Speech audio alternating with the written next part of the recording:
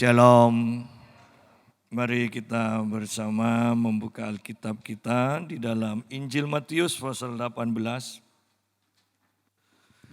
Injil Matius pasal 18 ayat yang pertama mulai. Pada waktu itu datanglah murid-murid itu kepada Yesus dan bertanya, "Siapakah yang terbesar dalam kerajaan surga?" Maka Yesus memanggil seorang anak kecil dan menempatkannya di tengah-tengah mereka. Lalu berkata, "Aku berkata kepadamu, sesungguhnya jika kamu tidak bertobat dan menjadi seperti anak kecil ini, kamu tidak akan masuk ke dalam kerajaan surga.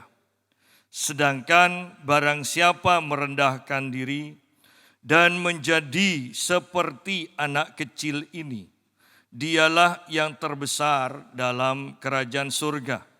Dan barang siapa menyambut seorang anak seperti ini dalam namaku, ia menyambut aku." Nah, di sini ada pertanyaan dari para murid kepada Tuhan Yesus. Siapakah yang terbesar dalam kerajaan surga?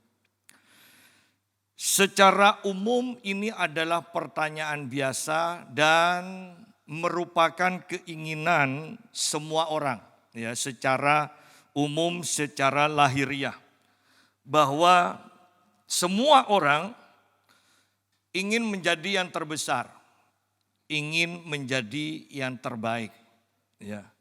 Bahkan di dalam Injil Markus dan Injil Lukas, di sana dikatakan para murid bertengkar. Kenapa bertengkar? Karena mereka itu ribut soal siapa yang terbesar di antara mereka. Nah, bukankah hal ini juga seringkali terjadi di sekeliling kita, bahkan seringkali terjadi di dalam gereja? Yang terbesar, yang terbaik, bahkan mungkin yang terurapi, mungkin bahkan yang termurah hati dan sebagainya.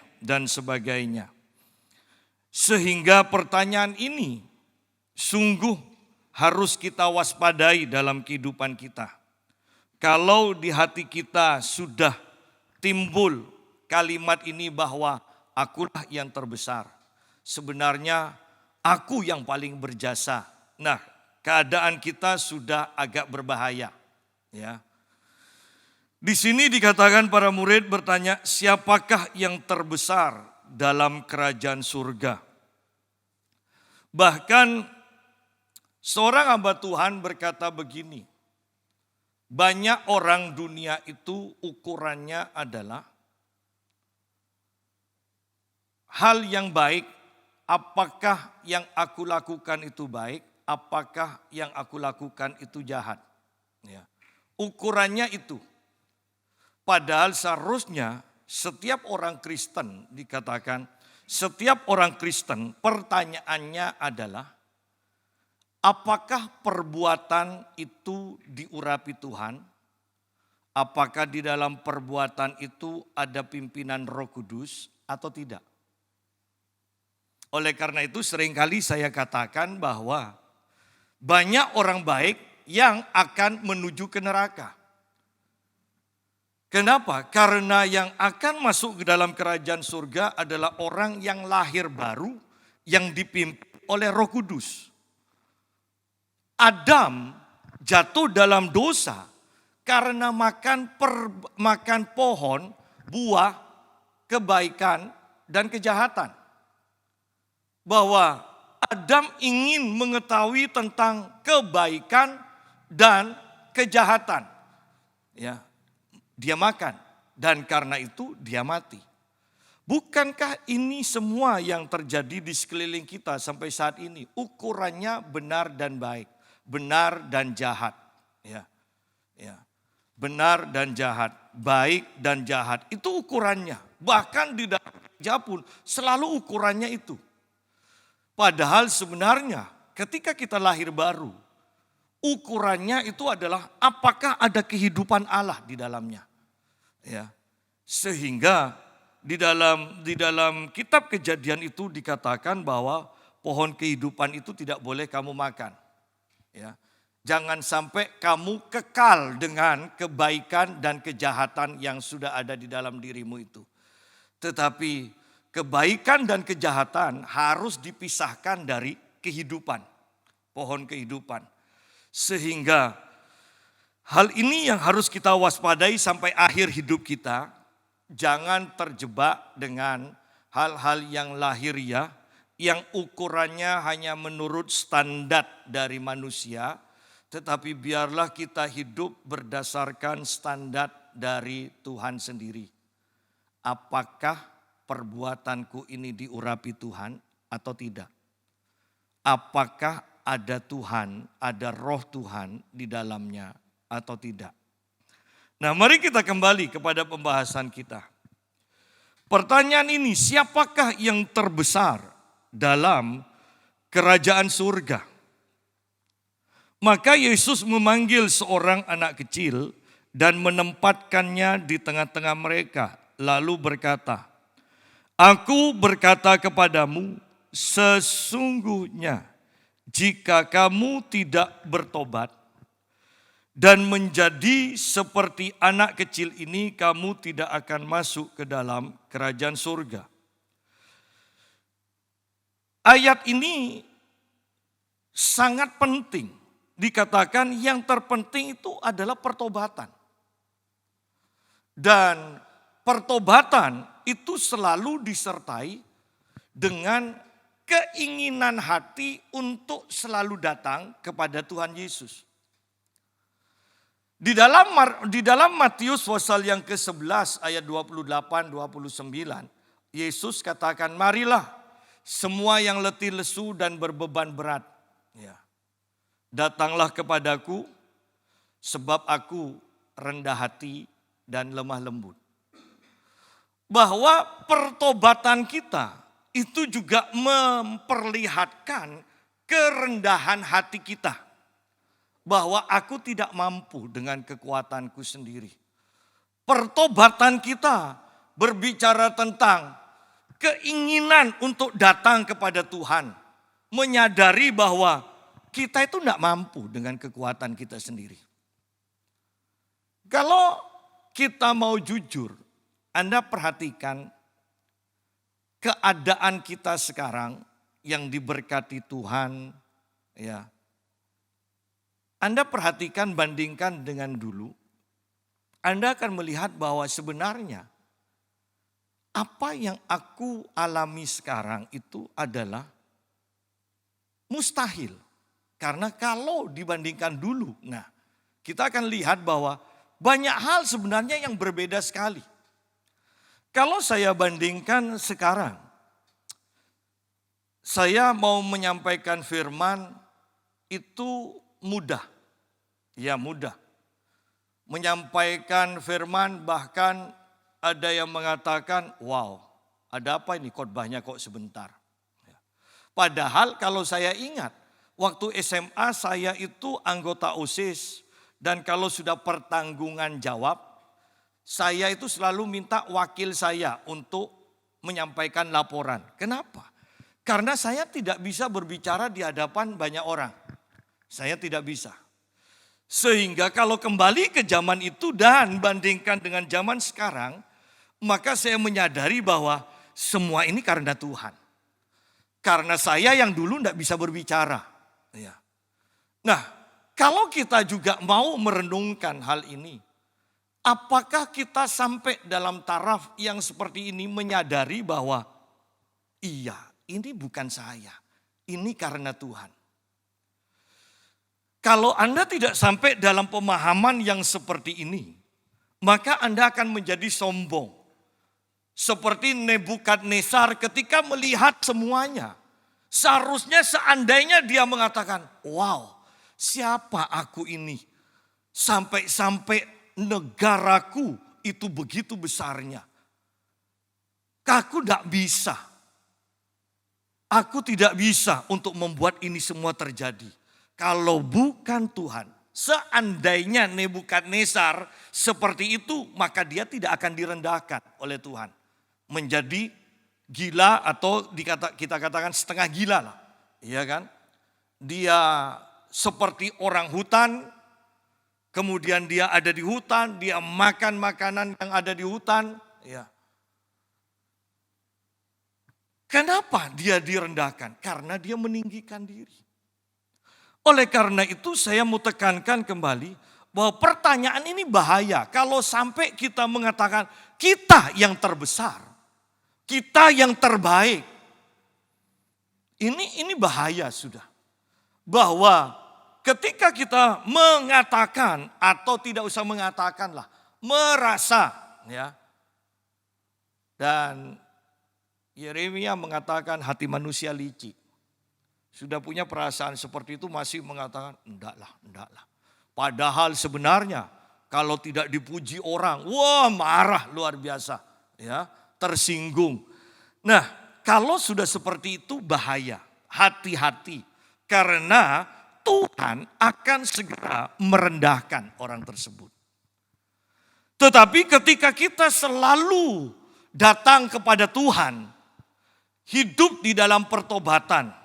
Di sini dikatakan bertobat dan menjadi seperti anak kecil. Bertobat sampai kita rendah hati, sederhananya seperti itu. Ya. Sampai rendah hati, menyadari bahwa semua itu karena anugerah Tuhan. Kita harus melakukan hal yang seperti itu karena kalau tidak, yang terjadi kebalikannya. Kita akan menjadi orang yang sombong. Kita akan mengejar yang terbaik, terkaya, terbesar. Ya. Dan sangat-sangat berbahaya. Anda bisa bayangkan keadaan Saulus waktu itu. Dia sedang naik kuda dan menjadi pemimpin untuk menangkap, untuk menganiaya orang Kristen. Dan dia memegang mandat dari imam-imam, dari imam besar, dari mahkamah agama. Betapa gagahnya dia, betapa luar biasanya. Dan dia menganggap dirinya yang paling benar. Kalau Anda baca tulisan dari Paulus, bahwa dalam kebodohannya, Paulus katakan, aku tidak kalah dengan mereka. Ini keadaan Paulus yang dahulu, sebelum lahir baru. Tidak kalah dia bilang. Mereka orang Yahudi, aku orang Yahudi. Mereka terdidik dalam agama, aku murid Gamaliel dikatakan. Betapa luar biasanya. Dan Anda bisa bayangkan orang yang seperti ini dengan sikap seperti ini. Naik kuda, menjadi pemimpin, mempunyai surat otoritas. Surat kuasa. Tetapi ketika dia bertemu dengan Tuhan, dia langsung jatuh dari kudanya. Bukan hanya sekedar jatuh dari kudanya, dia tidak bisa bangkit, bahkan dia buta. Dia harus dituntun. Anda bisa bayangkan, Paulus yang memimpin, sekarang Paulus yang harus dituntun. Hati-hati ketika perkataan ini, kalimat ini ada di dalam kita. Siapakah yang terbesar dalam kerajaan surga? Bagaimana dengan Lucifer? Bukankah kejatuhannya karena ingin menjadi yang terbesar di dalam kerajaan surga? Lalu, mengapa bahkan sebagian orang Kristen, kalau bisa dikatakan sebagian besar, begitu gampang tersinggung ketika tidak dihormati? Bukankah ini menandakan kita merasa diri kita terbesar, terbaik, termulia, harus dihargai? Ya. Kalau kita memang orang kecil, tidak masalah. Tidak dihargai, tidak masalah. Oleh karena itu ayat ini, ayat yang sangat sederhana ini harus kita perhatikan tanpa sadar. Di tengah-tengah keberhasilan kita, mungkin kita mengatakan, aku orang yang paling berhasil. Aku orang yang paling hebat. aku orang yang paling baik. Bahkan mungkin yang rohani kan akan mengatakan, aku orang yang paling baik. Ya. Kalau terbesar itu sombong Pak. Terbaik ini kan ya kan memang tujuan kita semua. Tetapi bahaya dengan kalimat seperti itu. Aku berkata kepadamu, sesungguhnya jika kamu tidak bertobat dari merasa yang paling besar menjadi yang paling kecil. Dari merasa yang paling mampu menjadi yang tidak mampu. Ya. Itu bertobat. Menjadi seperti anak kecil. Menyadari bahwa tanpa Tuhan kita tidak bisa apa-apa. Anak kecil itu tahu kok bahwa hidupnya itu karena orang tuanya. Tanpa orang tuanya mau makan apa? Tidak usah jadi besar. Mau makan apa? Makan aja tidak bisa. Mempertahankan hidupnya saja tidak bisa. Oleh karena itu di sini dikatakan menjadi anak kecil. Menjadi orang yang menyadari bahwa tanpa Tuhan kita tidak bisa apa-apa. Tanpa Tuhan kita tidak punya apa-apa. Ya. Dan ketika ini terjadi, maka Tuhan akan menyambut kita. Anak kecil tidak akan pernah malu untuk meminta. Tidak akan pernah malu meminta pertolongan dari orang tuanya. Oleh karena itu saya tekankan kembali. Jangan Anda mendengarkan semua orang. Bahkan saya tekankan jangan mendengarkan ya semua hamba Tuhan yang menyampaikan firman itu adalah kebenaran. Oh, belum tentu. Saya tekankan jangan pernah malu meminta kepada Tuhan. Karena beberapa hamba Tuhan mengajarkan tanda orang dewasa rohani. Mereka tidak meminta-minta pada Tuhan. Ya. Selamanya sikap hati kita harus menjadi seperti anak kecil.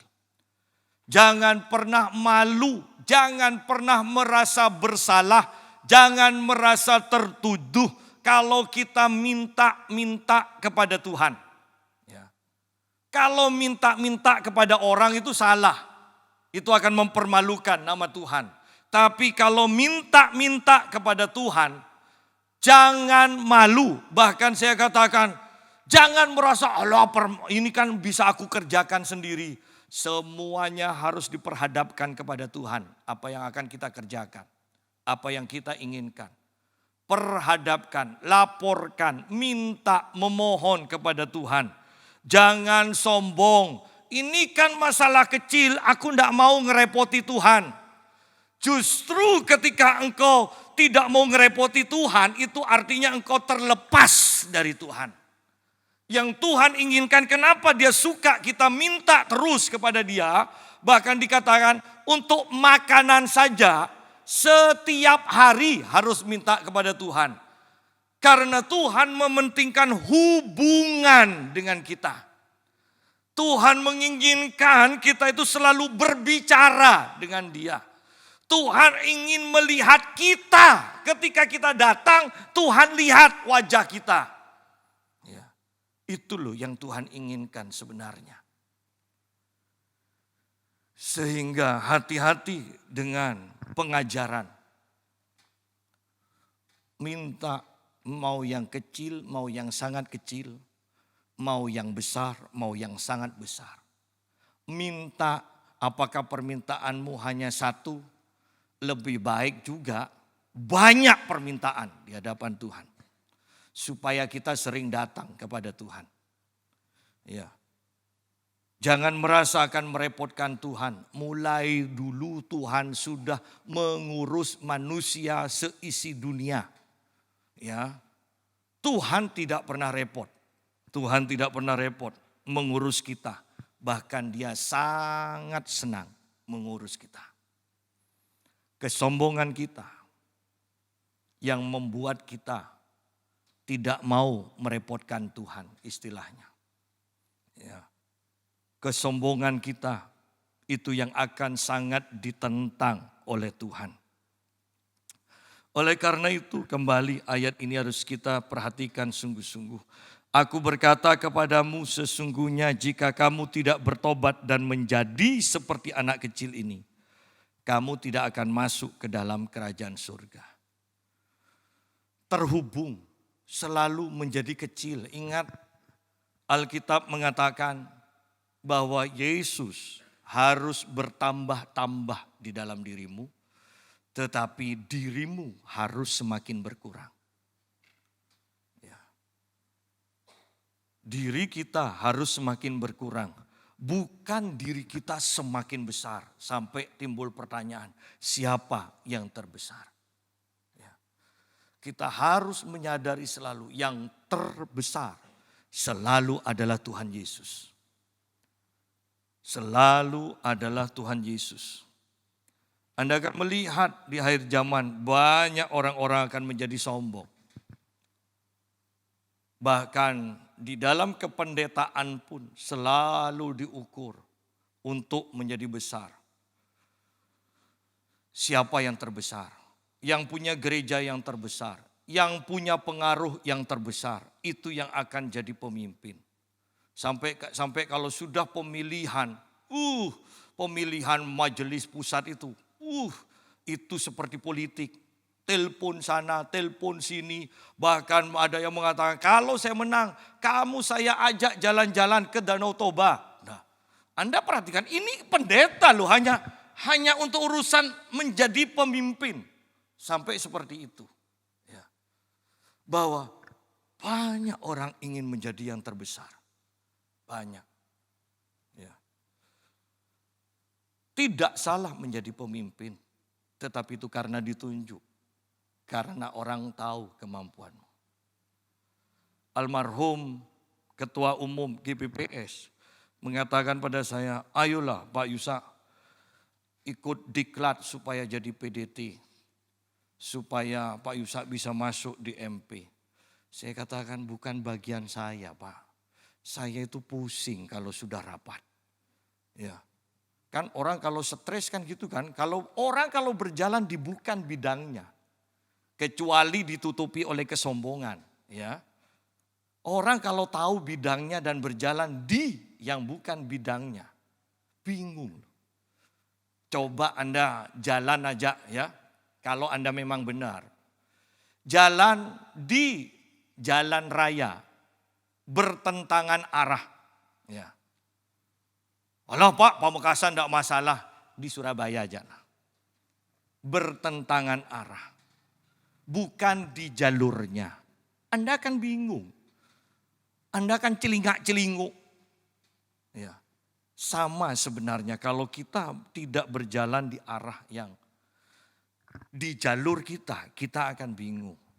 Saya menikmati menyampaikan firman di jemaat, menyampaikan firman di banyak gereja, tetapi kalau rapat, sebisa mungkin kalau ada yang bisa mewakili saya, wakili. Walaupun kehormatan dia miliki, silahkan ambil itu. Daripada stres saya miliki. Ya. Sidang jemaat. Perhatikan kembali di sini. Hati-hati, jangan mengejar siapa yang terbesar. Yang terbaik. Jangan. Lebih baik kita terus menjadi seperti anak kecil yang selalu datang kepada Tuhan. Yang menyadari bahwa tanpa Tuhan, tanpa orang tuanya, anak ini tidak bisa hidup. Ya. Seringkali kita merasa mampu. Seringkali merasa mampu. Kalau pengkhotbah umumnya, ya kalau pengkhotbah. Kalau awal-awal pelayanan itu, waktu pertama kali mau khotbah, doa, puasa, tidak tidur. Setengah bulan sebelumnya sudah disiapkan. Tapi kalau sudah ahli, sudah terkenal, Bahkan mau khotbah pun masih bisa makan-makan di restoran ini, di restoran itu. Ya. Bahwa pada akhirnya ingat, keahlian itu akan menyeret kita untuk semakin jauh dan tidak mengandalkan Tuhan. Bagaimana ketika usaha kita belum mapan? Bukan kita selalu datang kepada Tuhan. Bagaimana setelah mapan? Bahkan mungkin tanpa dipikir pun usaha kita sudah jalan sendiri. Apakah kita tetap sering datang dan mengandalkan Tuhan? Ya.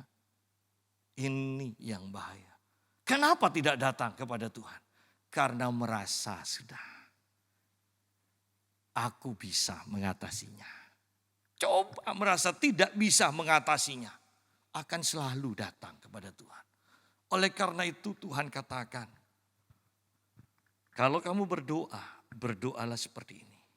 Berikanlah kami makanan kami setiap hari yang secukupnya. Tetapi kan setiap hari kan datang. Kalau mau jujur, bukankah kita bahkan kebanyakan dari kita, enggak usah doa aja kita bisa makan kok tiap hari. Kenapa Tuhan mengajarkan yang seperti itu? Supaya kita selalu punya kesadaran. Tanpa Tuhan kita itu enggak bisa apa-apa. Ya. Ingat itu, jadi seperti anak kecil. Ya. Jadi seperti anak kecil. Pak, tapi kan betul kita harus bertumbuh menjadi dewasa. Oh iya.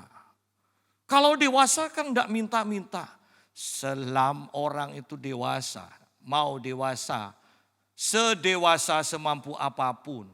Ya, kalau orang tuanya masih jauh lebih kaya, lebih berkuasa, pasti minta. Sudahlah, pasti minta. Ya, permintaannya sekarang bukan sepeda motor. Pak, ayolah perusahaan yang di Amerika kasihkan aku.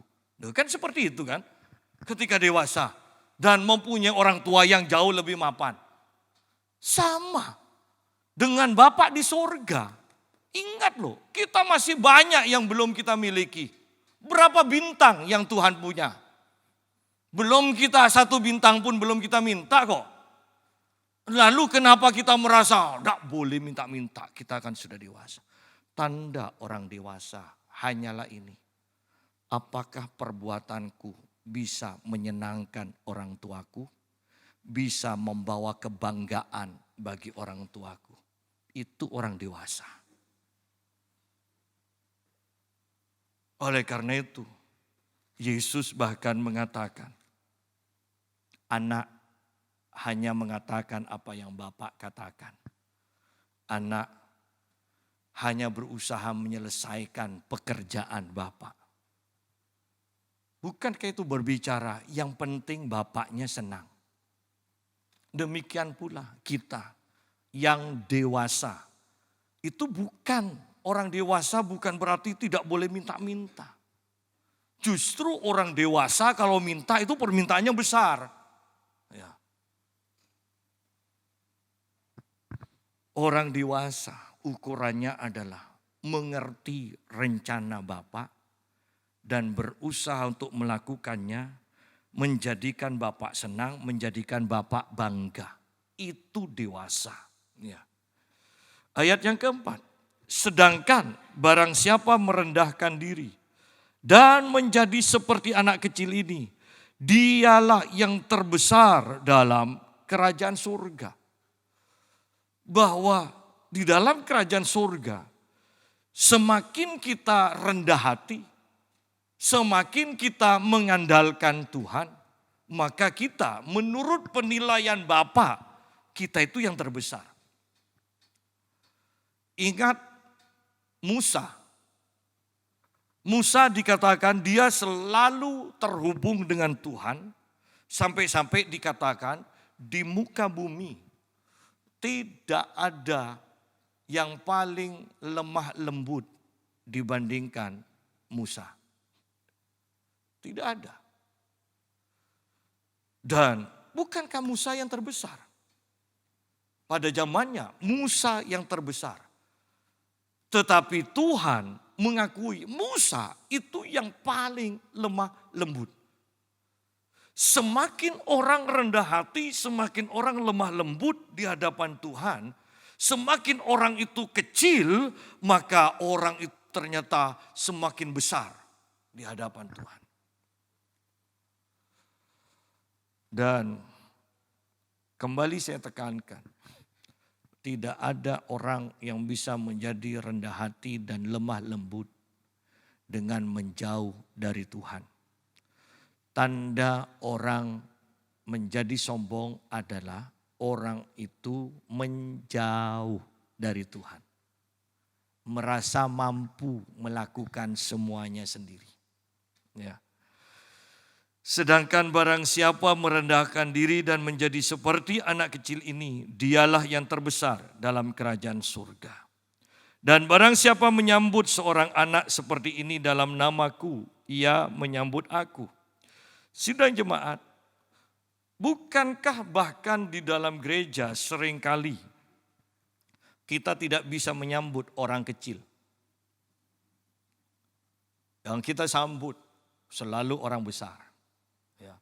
Bahkan pendetanya nunduk-nunduk. Kalau di hadapan orang kaya, super kaya, ya orang berpangkat, nunduk-nunduk. Bahkan kalau kita perhatikan, Anda mungkin pergi kemana-mana ya, acaranya orang Kristen. Ada tempat VVIP, ada tempat VIP, ada tempat umum. Ya.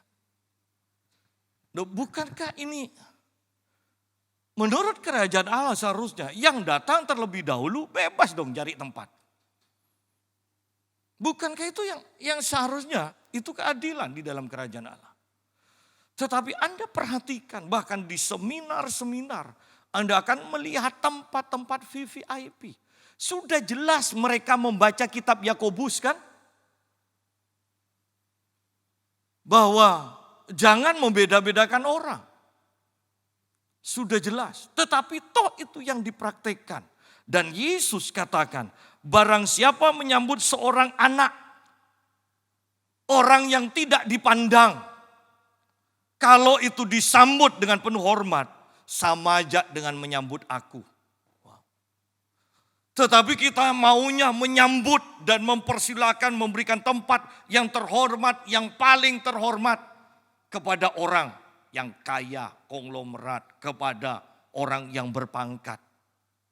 Padahal ayatnya jelas di sini. Yesus katakan barang siapa menyambut seorang anak seperti ini, berarti orang yang tidak berdaya, tetap disambut, tetap dihormati.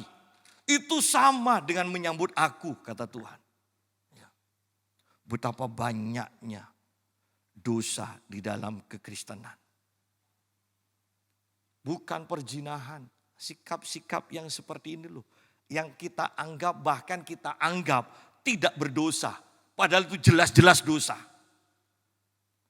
Dan ini dosa kesombongan. Ya, ini dosa kesombongan. Yang dianggap dosa terbesar. Ini dianggap dosa awal. Itu kesombongan.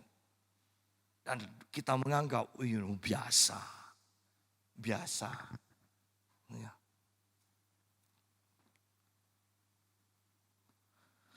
Tahun 2023. Apakah ini juga akan segera digenapi? Yang tinggi akan direndahkan, yang rendah akan ditinggikan. Oh bisa. Bisakah tahun ini yang kaya langsung hancur, yang miskin tiba-tiba menjadi kaya? Bisa. Ya. Bisakah tahun ini yang awalnya sehat tiba-tiba mati karena penyakit? Bisa. Bisakah tahun ini yang sudah sakit bertahun-tahun mengalami mujizat kesembuhan dari Tuhan? Bisa. Kuncinya ada pada Tuhan. Ingat, kuncinya bukan ada pada diri kita dan kemampuan kita. Kuncinya ada pada Tuhan. Yesus katakan bahwa aku yang memegang segala macam kunci itu. Ya, ingat kuncinya ada di Tuhan. Ayat yang ke-6. Tetapi barang siapa menyesatkan satu dari anak-anak kecil ini yang percaya kepadaku, lebih baik baginya jika sebuah batu kilangan diikatkan pada lehernya, lalu ia ditenggelamkan ke dalam laut. Celakalah dunia dengan segala penyesatannya. Memang penyesatan harus ada, tetapi celakalah orang yang mengadakannya. Jikalau tanganmu atau kakimu menyesatkan engkau, penggallah dan buanglah itu. Karena lebih baik bagimu masuk ke dalam hidup dengan tangan kudung atau timpang, daripada dengan utuh kedua tangan dan kedua kakimu dicampakkan ke dalam api kekal. Dan jika matamu menyesatkan engkau, cungkilah dan buanglah itu, karena lebih baik bagimu masuk ke dalam hidup dengan bermata satu daripada dicampakkan ke dalam api neraka dengan bermata dua. Nah, kalau kita perhatikan ayat 6 sampai ayat yang ke-9, saya sederhanakan bahwa kita itu harus terus datang kepada Tuhan supaya kita tidak disesatkan. Kenapa? Karena ketika kita datang kepada Tuhan, Tuhan yang akan mengkoreksi kita. Dan dikatakan kalau matamu menyesatkan engkau, cungkil itu. Artinya kita harus menyelesaikan masalah-masalah kita terlebih dahulu di hadapan Tuhan. Karena kalau tidak, kalau ini dibiarkan, kesesatan kita, dosa kita ini tetap dibiarkan, maka pada akhirnya akan terjadi ayat yang ke-6, yaitu kita juga akan menyesatkan orang lain. Ya. Bahwa ada dua macam penyesatan di sini. Dikatakan bahwa kita menyesatkan, membiarkan diri kita sendiri disesatkan. Dan yang kedua adalah kita, karena kita sudah sesat, maka kita akan menyesatkan orang lain. Mengapa pendeta-pendeta mengajarkan bahwa doa itu ada yang dijawab Tuhan, ada yang tidak dijawab Tuhan? Karena itu pengalaman mereka.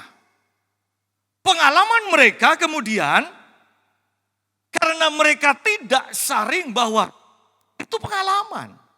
Bukan firman Tuhan, bukan tapi akhirnya pengalaman mereka ini, mereka ajarkan. Bukan hanya mereka yang sesat, tetapi orang lain yang sesat. Ya. Karena banyak ahli-ahli teologi tidak mau memberikan perpuluhan, kemudian mereka juga mengajarkan kepada orang-orang, menyesatkan orang lain bahwa perpuluhan itu tidak perlu. Karena ada pendeta-pendeta yang tidak hidup dalam doa. Kemudian hal ini juga diajarkan kepada orang lain bahwa sebelum engkau berdoa, Tuhan sudah ngerti. Jadi tidak perlu, jangan terlalu agamawi. Ya. Lihat di sini, cara kerjanya sama. Diri kita sendiri terlebih dahulu disesatkan, baru kita menyesatkan orang lain. Dan betapa besarnya dikatakan lebih baik, di sini dikatakan lebih baik jika sebuah batu kilangan diikatkan pada lehernya, lalu ia ditenggelamkan ke dalam laut. Artinya lebih baik mati kamu daripada menyesatkan orang. Ya. Lebih baik mati daripada menyesatkan orang. Tetapi ingat, kenapa kita menyesatkan orang lain? Karena kita sendiri sudah disesatkan. Ya. Hati-hati di sini. Bahwa kita di akhir zaman sungguh harus peka. Bahkan saya selalu tekankan. Kita harus bisa membedakan firman itu firman logika, doktrin, atau pewahyuan. Karena doktrin, saya mau tekankan, doktrin tidak akan membawa engkau punya pengalaman dengan Tuhan. Hanya pewahyuan yang akan membawa engkau punya pengalaman dengan Tuhan. Hanya pewahyuan. Padahal kita sekarang terjebak Kita mengagung-agungkan doktrin, kita mengagung-agungkan doktrin. Seorang hamba Tuhan mengatakan begini, bahwa di dalam doktrin engkau hanya akan menemukan kata-kata, tetapi di dalam pewahyuan engkau akan menemukan kehidupan. Engkau akan bertemu dengan Allah di dalam pewahyuan, tetapi di dalam doktrin engkau hanya menerima kata-kata saja. Oleh karena itu saya selalu tekankan, Anda mendengarkan hamba Tuhan, Anda harus bisa membedakan. Ini kefasihan lidah, pengetahuan, atau pewahyuan. Anda harus bisa membedakan itu. Ayat yang ke-10. Ingatlah, jangan menganggap rendah seorang dari anak-anak kecil ini, karena aku berkata kepadamu, ada malaikat mereka di surga yang selalu memandang wajah Bapakku yang di surga, karena anak manusia datang untuk menyelamatkan yang hilang. Nah, di sini ditekankan bagi kita, jangan menganggap rendah seorang dari anak kecil. Jangan menganggap rendah orang yang lebih tidak berdaya daripada kita. Ya, enggak Pak, saya enggak, toh buktinya saya baik. Belum tentu loh kita baik mengasihani orang yang lebih rendah dari kita, itu membuktikan bahwa kita hormat dan merasa sama dengan mereka. Belum tentu. Buktinya ketika orang yang kita mungkin kasihani, pada waktu mereka itu diberkati lebih daripada kita, buktinya kita marah. Ya. Sidang jemaat, yang harus kita perhatikan di sini, bahkan di sini dikatakan ingatlah, jangan menganggap rendah seorang dari anak kecil ini. Mengapa kita menganggap rendah? Karena kita sombong. Karena kita merasa lebih besar. Karena kita merasa lebih kaya. Sehingga kita bisa menganggap orang lain lebih rendah daripada kita. Merendahkan orang lain. Ya. Hati-hati. Ingatlah, sehingga Yesus sendiri katakan ingat. Ini butuh perhatian. Jangan menganggap rendah seorang dari anak-anak kecil ini. Karena aku berkata kepadamu, ada malaikat mereka di surga yang selalu memandang wajah Bapakku yang di surga. Kenapa orang sombong itu pada waktunya nanti akan jatuh? Padahal yang direndahkan tidak mengeluh ke Tuhan. Hebat ya. Karena ada malaikat dari orang-orang rendah ini yang berseru kepada Tuhan. Tuhan, tuh lihat anakmu tuh direndahkan. Yang berseru malaikat. Ya. Karena kalau orang yang rendah, yang direndahkan ini yang berseru, berarti orang ini tidak mengampuni.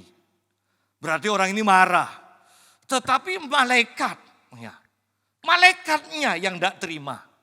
Biasa pengawal itu tidak akan terima kan. Lebih ganas loh, pengawal itu lebih ganas. Ingat loh, malaikat di sini yang mengawal ini. Karena aku berkata kepadamu, ada malaikat mereka di surga. Ingat, malaikat itu disediakan Tuhan untuk menjaga dan melayani kita. Ya.